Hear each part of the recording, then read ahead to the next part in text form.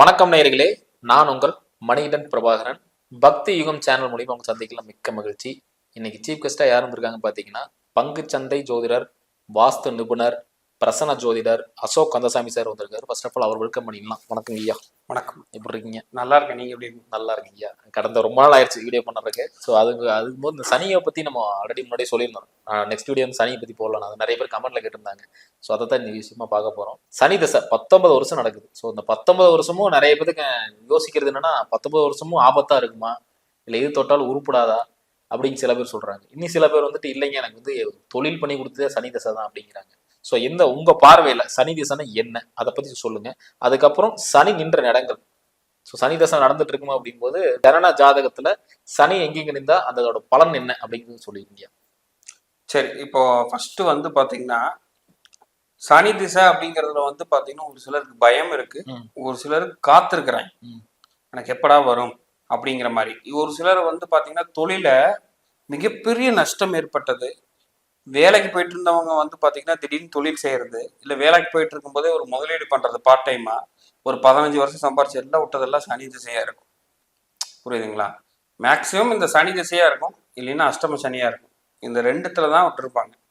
அப்போ ஏன் அந்த மாதிரியான ஒரு ஒரு ஜாதகருக்கு விடுறாங்க? ஏன் ஒரு சில ஜாதகருக்கு மிக மிக உயர்ந்தமான ஒரு இடத்திற்கு செல்ல முடியுது அந்த சனி திசையில அப்படின்னா, அது நின்ற இடமும் அதோடைய ஆதிபத்தியமும் அதோடைய பார்வையும் தான் நம்ம கணக்கெடுக்கணும். இப்போ நிறைய பேர் சொல்லுவாங்க, மேச ராசிக்கு இந்த சனி திசை வந்து இப்படி இருக்கும், ரிஷப் ராசிக்கு சனி திசை இப்படி இருக்கும். நம்மளுடைய ஃபார்முலா பேட்டர்ன்ல வந்து அது ஒர்க் ஆகாது. இப்போ மேச ராசிங்க, அவருக்கு சனிக்கு எது சேர்க்கை இருக்கு, அவருக்கு சனி திசை நல்லா இருக்கும் அப்படின்னு ஒருத்தவங்க சொல்றாங்க. ஏன்னா 10-11 கூடையவன் இல்லைங்களா, அவருக்கு எப்படி நல்லா இருக்கு? 10-11 கூடையவன் தான். சனிக்கு எது சேர்க்கை? சனி செவ்வாய் சேர்க்கை. சரிங்களா? சனி செவ்வாயோட சேர்க்கை மேச ராசி மேச லக்னக்காரர்களுக்கு ரொம்ப கொடுமையா இருக்கு. லக்னாதிபதியும் கூட அஷ்டமாதிபதியும் கூட. அப்போ இந்த மாதிரியான ஒரு ஜென்ரல் ரூலை வச்சு நம்ம ஜெயிக்கவே முடியாது ஜோதிடத்தை பொறுத்த வரைக்கும். அப்போ ஒவ்வொருத்தருடைய ஜாதகத்தையும் ஃபர்ஸ்ட் கேட்டகரின்னு ஒண்ணு பிரிக்கலாம். 6, 8, 12 சனி இருக்கக்கூடாது. லக்னத்துல இருந்து இப்ப 6, 8, 12 இருக்கக்கூடாது. ராசிக்கு இல்ல, லக்கணத்துக்கு. எந்த ராசியா வேணா இருக்கு, எந்த லக்கணக்காரர்களா இருக்கலாம், அந்த லக்கணத்துக்கு 6, 8, 12 சனி இருக்கக்கூடாது. First rule. செகண்ட் ரூல், சனி வந்து பாத்தீங்கன்னா அஷ்டமாதிபதியுடையும் செவ்வாயுடையும் கேதுவுடையும் இருக்கவே கூடாது. இந்த 3 ரூல் ரொம்ப ரொம்ப ரொம்ப மெயின். ஃபர்ஸ்ட் என்ன சொல்லியிருக்கோம், 6, 8, 12. ரெண்டாவது அதோடைய பார்வையில், புரியுதுங்களா, சனி வந்து செவ்வாயுடையும் கேதுவுடையும் அஷ்டமாதிபதியுடையும் சேர்ந்து இருக்கக்கூடியது. இந்த அஷ்டமாதிபதியுடைய சேர்ந்து இருக்கும் போது மட்டும் ஒரு விதிவிலக்கு இருக்கு. அது என்னன்னு வந்து பாத்தீங்கன்னா, வெளிநாட்டுக்கு எங்காவது வேலைக்கு போயிட்டாங்கன்னா நல்லா சம்பாதிக்கிறாங்க. புரியுதுங்களா? அது ஒரு விதிவிலக்கு இருக்கு. இங்கேயே இருக்கும் பொழுது அது கொஞ்சம் நஷ்டம், விரயம், இந்த மாதிரியான விஷயங்கள் அதிகமாக ஏற்படுறத கண்கூட நம்ம பார்க்க முடியும். லாஸ்ட் ஒன், சனி நின்ற நட்சத்திரம் சேம் இதே தான். கேது நட்சத்திரம், செவ்வாயுடைய நட்சத்திரம், ரெண்டாவது அஷ்டமாதிபதியுடைய நட்சத்திரத்துல இருக்கும் பொழுது அதோடைய தாக்கத்தை கொடுத்துட்டு தான் நம்மளுக்கு ஒரு அடுத்த கட்டத்துக்கே கொண்டு போகும். அதாவது நீங்க சொல்றத பாத்தீங்கன்னா ஒரு 19 வருஷம்னா அதுல ஒரு 8 வருஷம் அந்த ஃபர்ஸ்ட் ஆஃப் வந்து இப்ப சனி நின்ற நட்சத்திரம் கேது, பட் சனி சுக்கரனை பாக்குது. இப்ப இது எப்படி சார் எடுத்துக்கிறதுன்னு கேட்பாங்க. சார் எனக்கு சனி சுக்கரன் சேர்க்க சனி திசை ஆரம்பிச்சு வந்து பாத்தீங்கன்னா முதல் 4 வருஷம் ரொம்ப போகுது, சனி சுக்கரன் இருக்குது, நீ கை நிறைய சம்பாதிப்ப, எப்பவுமே இப்படி இருப்பாங்க அப்படிங்கிற ஒரு இதுல நிறைய இது வந்திருக்கு. அவங்கள எடுத்து பார்த்தோம்னா எங்களா பூரா கேது நட்சத்திரத்துல இருக்கு, நல்லா செவ்வாய் நட்சத்திரத்துல இருக்கும். அப்போ உனக்கு எத்தனை முடிஞ்சிருக்கு, இன்னொரு பாதி முடிட்டு வெயிட் பண்ணுங்க. அப்ப இந்த பாதி முடிகிற வரைக்கும் எந்த வேலையும் செய்யாதீங்க. வேலை செய்யாதீங்கன்னா தொழில் செய்யாதீங்க. இந்த காரகத்துவத்துக்கு என்னவோ அந்த மாதிரியான வேலைகளை மட்டும் பாருங்கன்னு சொல்லி கைட் பண்ணி கொண்டு போறதுதான் ஜோதிடம். நம்ம வெறுமனே வந்து பாத்தீங்கன்னா சனி 11 இருக்கு, சனி சுக்கரன் சேர்க்க, ஆகா ஓகோன்னாங்க, முதல் 4 வருஷமே அடி உழுகுது, என்னால இது ஜோதிடமே நம்ப முடியல, வேஸ்ட்டுமாங்க. சனி எந்த நட்சத்திரத்தில் நிக்குதுன்னு பாருங்க. மெயின் விஷயம் அது இருக்கு இல்லையா? ஸோ அதோட வேலையை கொடுத்துதான் அதை அடுத்த மேல வேலை. ஆமா, முதல்ல நட்சத்திரம், அப்புறம் கிரக சேர்க்கை, முதல்ல ஆதிபத்திய கோளா இருக்கக்கூடியது, அதுக்கப்புறம் இது வரக்கூடிய கோள்கள், அதுக்கப்புறம் வரக்கூடிய கோள்கள், இந்த மாதிரி கம்பைனா செயல்படும். சரிங்கய்யா, இப்ப சனியை பத்தி பேசிட்டு இருக்கோம். இப்ப சனி வந்து இந்த லக்னத்துக்கு வந்து நல்லா ஒரு சுப பலன்களை தருவாரு அப்படின்னு சொன்னா என்னென்ன லக்னங்கள் இருக்கு? சனி இப்போ வந்து நான் தான் சொல்றேன் பாத்தீங்களா, இந்த பொது பலன்கிறது வந்து 50% நீங்க வச்சுக்கணும். ம். பட் நான் சொன்னது முதல்ல அந்த 3 ஃபார்முலா சொன்னேன் தெரியுங்களா, அது மெயினா பார்க்கணும். அப்படி நீங்க பார்க்கும் பொழுதே வந்து பாத்தீங்கன்னா ஜெனரல் ஃபர்ஸ்ட் ரூல் சொன்னது நான் சொல்லலாம். மேஷத்திற்கு, அதே மாதிரி வந்து பாத்தீங்கன்னா தனுசுக்கு, ம். ஆஹ் மீனத்துக்கு கூட.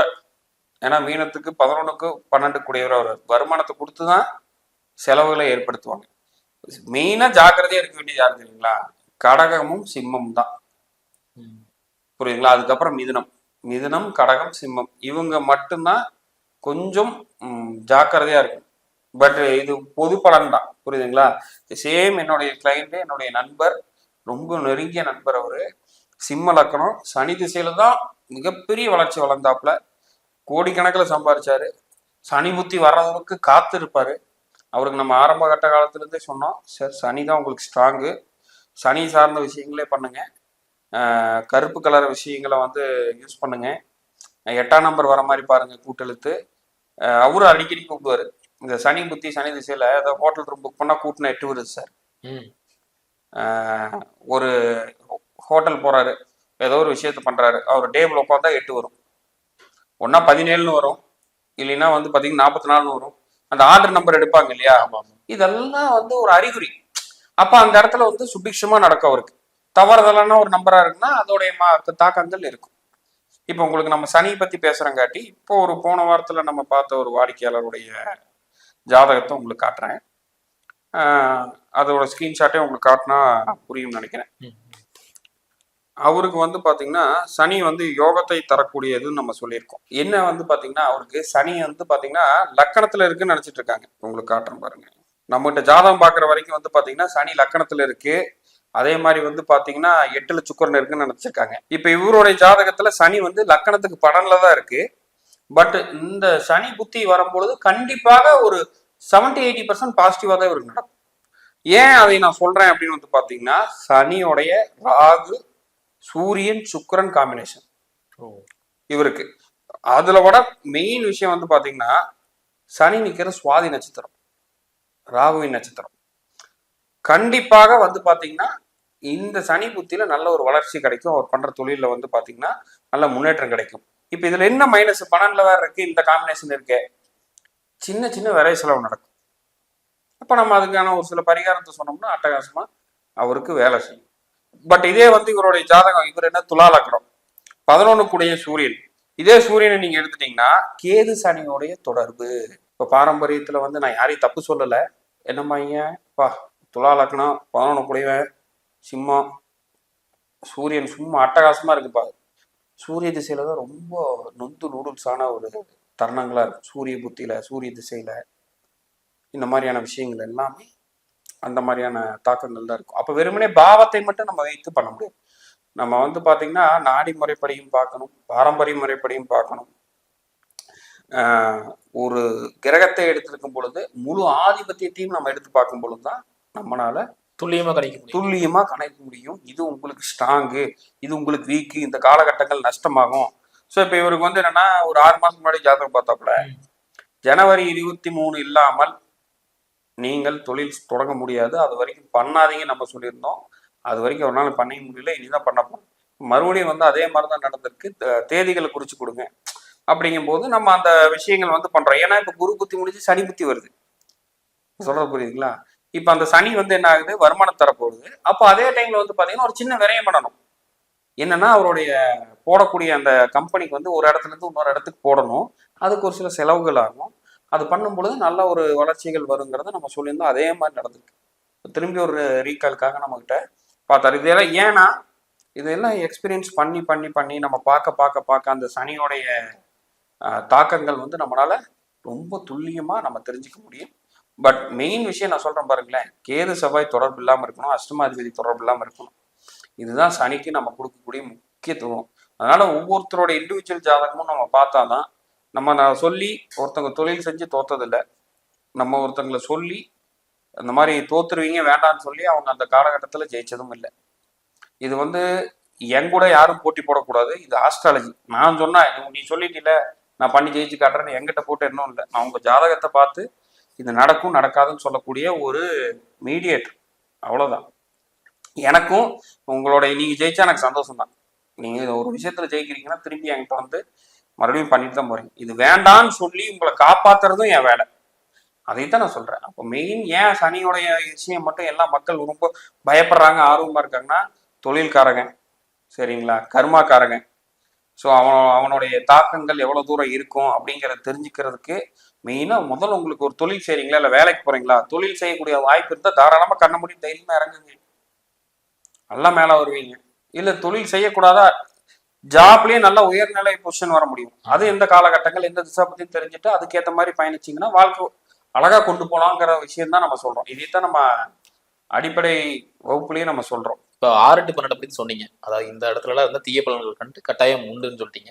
அதே மாதிரி சனி எப்போ நல்ல சூப்பர், அதாவது நல்ல வேலைகளை பண்றது, ஒரு வாழ்க்கையில ஒரு மிகப்பெரிய ஒரு மாற்றத்தை கொடுக்கக்கூடிய சனி பகவான் எந்த வீட்டுல இருந்தா நல்லது செய்யும்?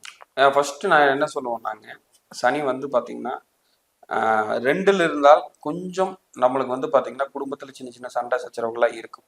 பட் வருமானத்தை கொடுக்கும். 2, 3, 4, 6, அதே மாதிரி வந்து பாத்தீங்கன்னா 9, 10லயும் இருக்கலாம், 11லயும் இருக்கலாம். சரிங்களா, மேக்சிமம் நான் அந்த 6, 8, 12 இல்லாமல் மேக்சிமம் எல்லாத்துலயும் இருக்கலாம். இப்போ 6ங்கிறது நான் ஏன் மறுபடியும் இதுக்கு நல்லதுன்னு சொல்றேன்னு வந்து பாத்துட்டீங்கன்னா, ஒரு ஜாப் எடுத்துட்டாங்கன்னா அதுல கண்டினியூஸா இருப்பாங்க. புரியுதுங்களா, ஒரு ஆடு ஒர்க்குன்னு சொல்லலாமா? ஒரு ஆர்வம் இருக்கும், ஒரு வேலை செய்யறதுக்கு ஆர்வம் இருக்கும். பட் இந்த 6, 8, 12ல மெயினா வந்து என்னன்னாங்க, 6ல இருந்து கேதுவோட தொடர்பு இருந்துச்சுன்னா அவருக்கு வாழ்க்கையில தொழிலே அமையாது.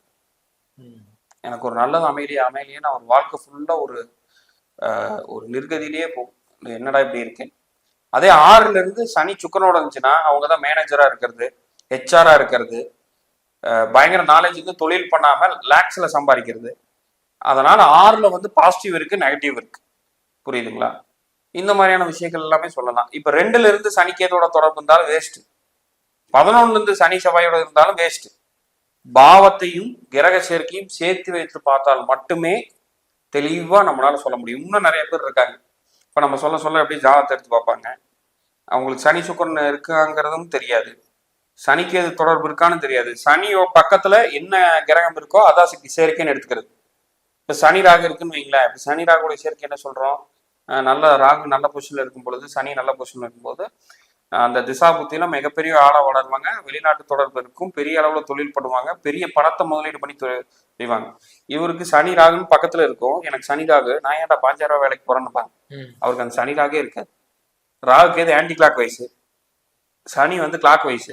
சனி 20ல இருக்கும், ராகு வந்து பாத்தீங்கன்னா 15ல இருக்கும். இது இப்படி போயிடும், அது அப்படி போயிடும், அது இணைவே கிடையாது, இணைவே இல்லாது. பட் அவங்களுக்கு அந்த ஜாதகம் அந்த காலத்துல ஜோதிடர் எழுதும் பொழுது என்ன பண்ணிருப்பாங்க, சனி ராகு, சனியை முதல்ல எழுதி ராகு அப்புறம் எழுதியிருப்பாங்க. இப்படி இவங்களே தவறா புரிஞ்சுக்கிறது. இந்த மாதிரி நிறைய பேர்த்துக்கு நான் பண்ணியிருக்கேன், அதை பார்க்காதீங்க. ஏன்னா என்னுடைய சாஃப்ட்வேர்ல இருந்து உங்களுக்கு இதை அனுப்புறேன், பிடிஎஃப் அனுப்புறேன், ஸ்கிரீன்ஷாட் அனுப்புறேன், பாருங்க, இதை வச்சுக்கோங்க. இந்த மாதிரி வந்து நிறைய மிஸ் அண்டர்ஸ்டாண்டிங் வந்து அவங்களே பண்ணிக்கிட்டு, அவங்களே இவர் சொல்ற பலன் தப்பு, இவர் சொல்ற பலன் சரி அப்படின்னு அவங்களே மிஸ்மேட்ச் பண்ணிக்கிறாங்க. அதனால முழுமையா அந்த பாகை முறைப்படி பார்த்து அதுக்கப்புறம் டெசிஷன் எடுங்கிறதா என்னுடைய கருத்து. உயர்நிலை கல்வியெல்லாம் பண்ணிட்டு இருக்கீங்க, ஜோதிடம் அதுல இப்ப என்ன அனௌன்ஸ் பண்ணிருக்கீங்களா சார்? இப்ப அடிப்படை ஜோதிடம் வந்து நம்ம பண்ணிருக்கோங்க, ஆன்லைன் கிளாஸ். இதுக்கு வந்து ஜோதிட நாலேஜ் தேவையில்லை, ஒரு நார்மலா தமிழ் எழுத படிக்க தெரிஞ்சாலே போதும். நம்ம ஜூம் உலகத்துல எங்கிருந்தாலும் கலந்துக்கலாம். அடிப்படையை வந்து ஒரு பொதுவான ஒரு பலன் எடுக்கிறது எப்படிங்கிறத நம்ம ஆன்லைன் வாயிலா நம்ம வந்து பாத்தீங்கன்னா ஜனவரி 26ல இருந்து வகுப்பு தொடங்குறோம். ஸோ அது கீழே நம்ம நம்பர்ல யார் தொடர்பு கொண்டாலும் கலந்துக்கலாம். ஜூம் கிளாஸ்ல தான் அட்டன் பண்ண முடியாதவங்களுக்கு ரெக்கார்டு வந்து கொடுத்துட்றோம், அதனால அதுவும் பிரச்சனை இல்லை. டவுட் வந்து பாத்தீங்கன்னா வீக்லி ஒன்ஸ் ஜூம் கிளாஸ்ல கனெக்ட் பண்ணியும் டவுட் வந்து கிளியர் பண்ணி கொடுத்துட்டு இருக்கோம். அடிப்படை பங்குச்சந்தை ஜோதிடம், யாரெல்லாம் வந்து பங்கு சந்தையில் இருக்கிறாங்க, இதெல்லாம் ரெகுலரா எடுத்துட்டு இருக்கோம். ஸோ அதனால யாருக்கெல்லாம் விருப்பம் இருக்கோ அவங்க, யாராவது இன்ட்ரெஸ்ட் இருக்கிறவங்க, அதாவது இப்ப ராசி நட்சத்திரம் தெரிஞ்சா மட்டும் போதும், எதுவுமே வேண்டாங்க, எல்லாமே நம்மளே சொல்லிடலாம். சூப்பர் சூப்பர், அதான் அடிப்படை. உயர்நிலைக்கு வந்து இதை முடிச்சிருந்தாதான் வர முடியும். நான் என்ன சொல்றேன், அடிப்படைங்கிறது தெரிஞ்சுக்க எனக்கு ஆர்வம் இருக்கு, அதனால வந்து ஜாயின் பண்ணிக்கலாம். இன்றைய நாள் இன்னைக்கு நான் ஒரு விஷயத்துக்கு போறேன், எனக்கு நல்லது நடக்குமா கெட்டது நடக்குமா, இவர்கிட்ட பேசினா எனக்கு டீல் ஓகே ஆகுமா ஆகாதா, இன்னைக்கு ஹெச்ஆர்ட்ட சப்மிட் பண்ணா நல்ல பேர் வருமா வராதா, இல்ல முன்னத்து நாளே பண்ணிடலாமா, இல்ல இந்த வருடம் எனக்கு முன்னேற்றம் இருக்கா இல்லையா, இந்த ராகு பயிற்சி, குரு பயிற்சி, சனி பயிற்சி எப்படி நடக்குது, அதனால என்ன பாதிப்பு, கோச்சாரம்னா என்ன, பிறப்பு கால ஜாதகம்னா என்ன, இந்த திசாபுத்தியில் என்ன பலன் அப்படிங்கிறது அனைத்துமே இந்த வகுப்புல நம்ம சொல்லி கொடுத்துருவோம். அவங்களும் பார்த்துக்கலாம் இந்த மாதிரி ஒரு தவறுகள் இல்லாம வரணும்.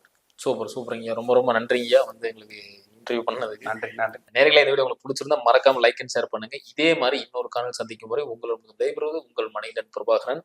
நன்றி, வணக்கம். வணக்கங்கய்யா. வணக்கம்.